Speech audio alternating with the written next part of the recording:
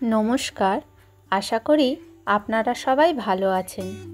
রিম্পাস simple লাইফস্টাইলে আপনাদের স্বাগত জানাই। চলে এলাম নতুন আর একটা ভিডিও নিয়ে। আজকের ব্লগটা রান্নাঘর থেকেই শুরু করলাম। এখন অনেকটা বেলা হয়ে গেছে, রান্নাবান্না প্রায় সব হয়েই এসেছে। এখানে করেছি বরবটি, আলু, গাজর দিয়ে একটা চচ্চড়ি। এখানে করেছি মসুর ডাল পেঁয়াজ দিয়ে, আর এখানে আলু সিদ্ধ হচ্ছে,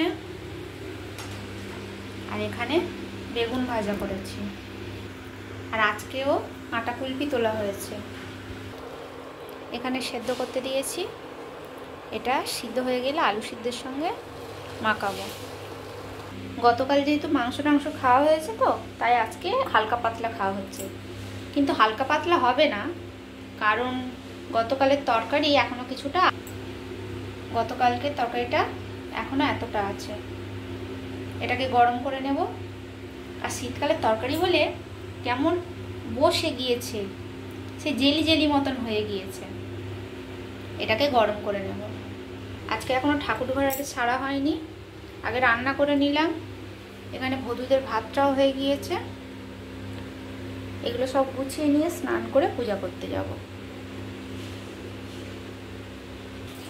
আর এই দেখুন, এই গামলিটায় জল ফোটাতাম মেয়ের জন্য। কি নোংরা হয়েছিল ওই জলের আয়রনগুলো জমে জমে, সেগুলোকে কর্তামশাই ছুরি দিয়ে ঘষে ঘষে আজ 4-5 দিন ধরে পরিষ্কার করলো। এবার একদম পরিষ্কার হয়ে গিয়েছে। এবার আমি তারের জালি দিয়ে একটু ঘষে নেব, নিলেই পুরো একদম সব পরিষ্কার হয়ে যাবে। এই তো। আর এগুলো গতকালকে রাতের বাসন ছিল, এগুলোকে সব মেজে নিয়েছি। এবার উপর দিয়ে দেব। ভাতও হয়ে গিয়েছিল। এই ফুল তুলে নিয়ে ঠাকুর ঘরে চলে এলাম। আজকে অনেকগুলো ফুল ফুটেছে। একটা স্থলপদ্ম, একটা গোলাপি বড় জবা, সাদা জবা, টগর, কলকে, গোলাপি জবা। বাসনও মাজা হয়ে গিয়েছে। এবার তাড়াতাড়ি করে পূজা করে নিই। আজকে কিন্তু অনেক বেলা হয়ে গেল ঠাকুর ঘর সারতে। কি আর করা যাবে, যেদিন যেমন। আগামীকাল একাদশী, তাই কিছু নারায়ণ পাতাও তুলে নিয়েছি। একাদশীর দিন তুলসী পাতা তোলা যায় না, তাই।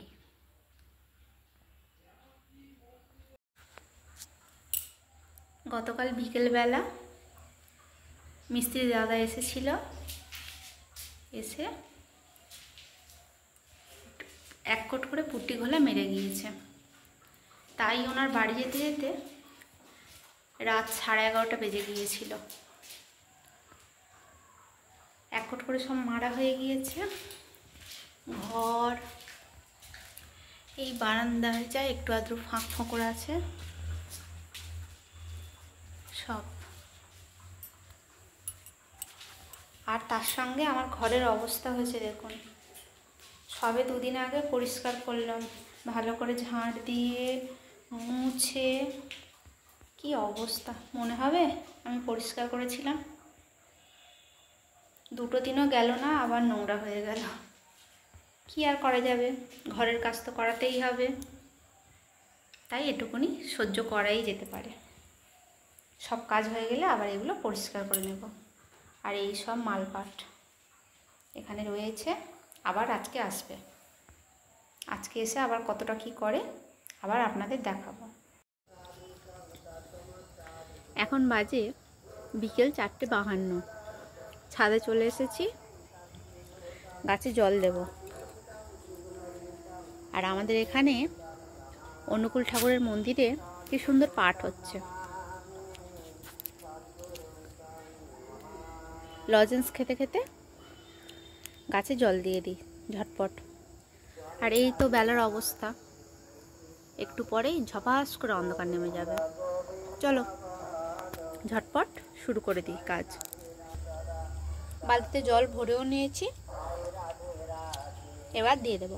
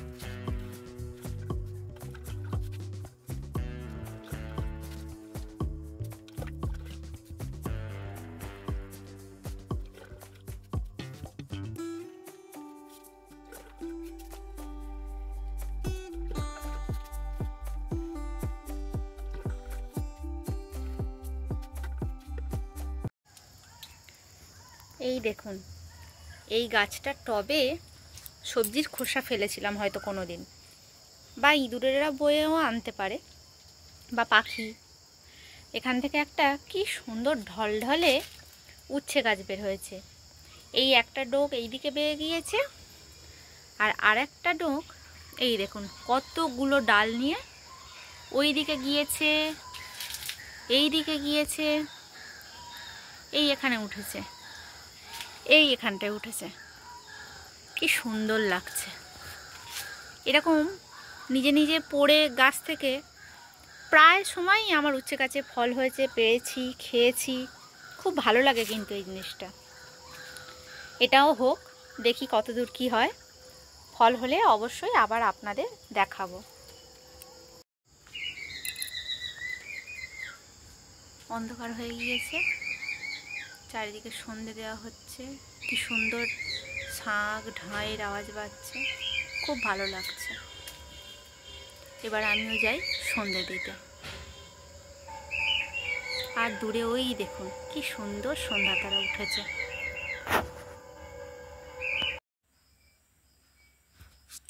আজকে সকালবেলা এই কুমড়োটা আনা হয়েছে, রাত্রেবেলা কুমড়ো আলুর ছক্কা আর রুটি হবে। ঝটপট শুরু করে দিই। এখন এই কুমড়োটা কাটবো, কুমড়ো আলু কাটবো, কেটে তরকারি বসাবো। আলু কুমড়োটা কেটে নিলাম, ধুয়েও নিয়েছি ঝুড়ি থেকে করে। এবার এটা জল ঝরুক। কড়াই তেল দিয়ে দিলাম। এবার তেলটা গরম হয়ে গেলে 5 ফোড়ন দিয়ে তারপর আলু আর কুমড়োটা তুলে দেবো।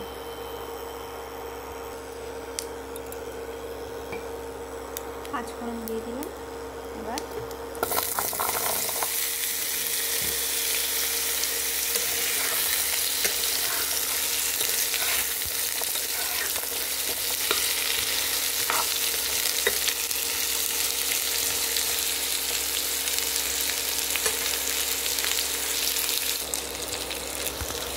আলু কুমড়োটা ভালো ভাজা ভাজা হয়ে গেছে।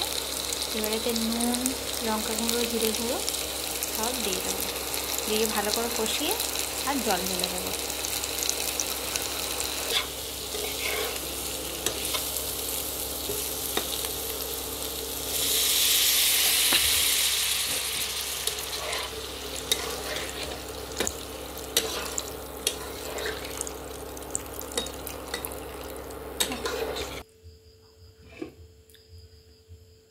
কুমড়ো আলুর ছক্কা রেডি।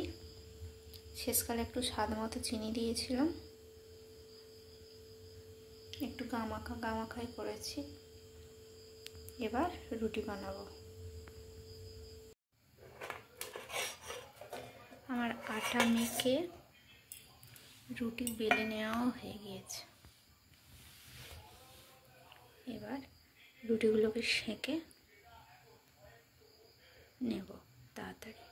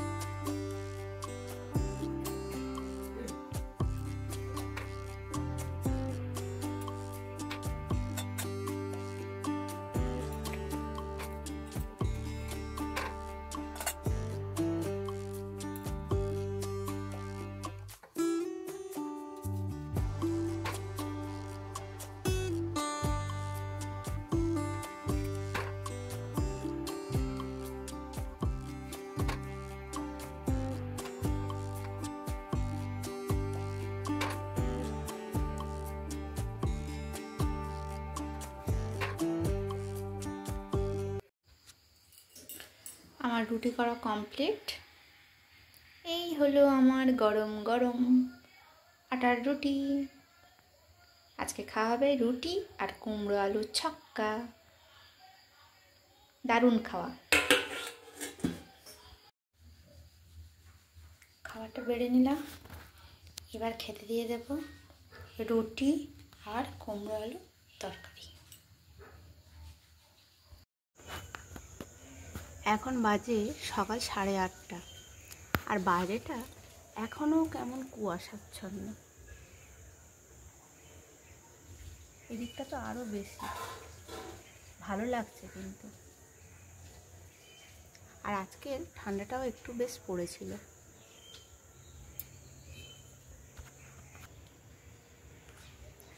আর এদিকে সূর্য ঠাকুরও উঠে পড়েছে। আজকে মনে হচ্ছে আবারও ঠান্ডা পড়বে। সকাল থেকে এত সুন্দর রোদ উঠেছে, ভালোই হবে। ঠান্ডার সময় ঠান্ডা না পড়লে কি আর ভালো লাগে? আজ একাদশী, খুব ভালো একটা দিন, পবিত্র দিন।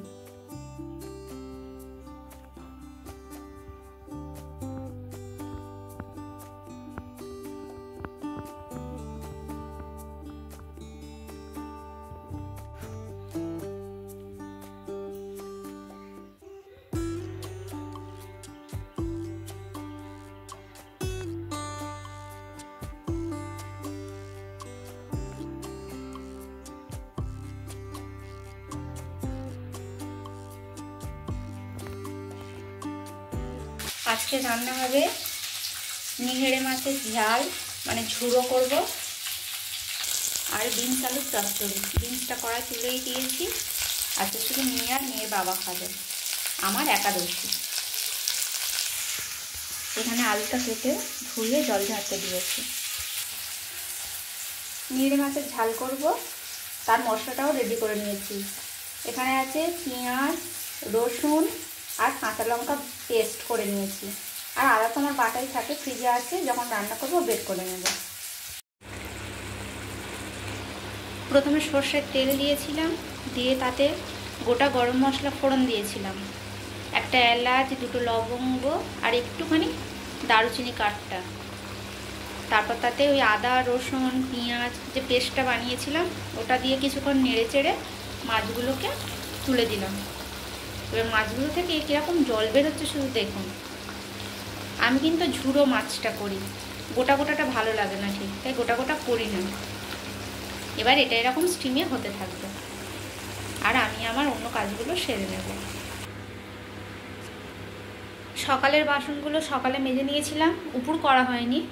ওদিকে দুধের গ্লাস, চায়ের কাপ, এদিকে মিস্ত্রি দাদা কাজ করছে, তা বাড়িতেও চা খাওয়া হচ্ছে। আর এখন এই রান্না করার পর কটা বাসন পড়লো সে কটাকেও মেজে নিলাম। এবার এইগুলোকে সব ওই নিচে ঝুড়িতে উপুড় করে দেব।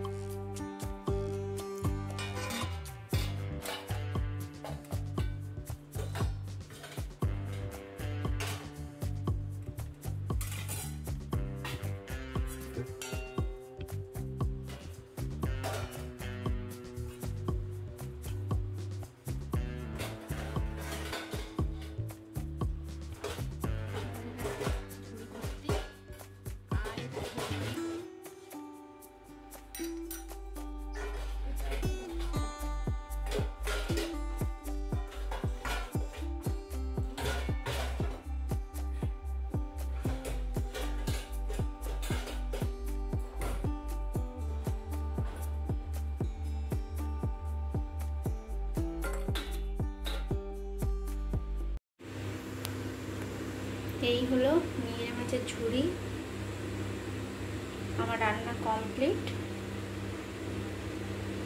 কেমন হয়েছে জানাবেন কিন্তু। আজকে সকালে এই বাজারগুলো করে এনেছে। শসা, এখানে আছে 2টো আপেল, 2টো পেয়ারা, এখানে আছে আলু আর এই লবণ।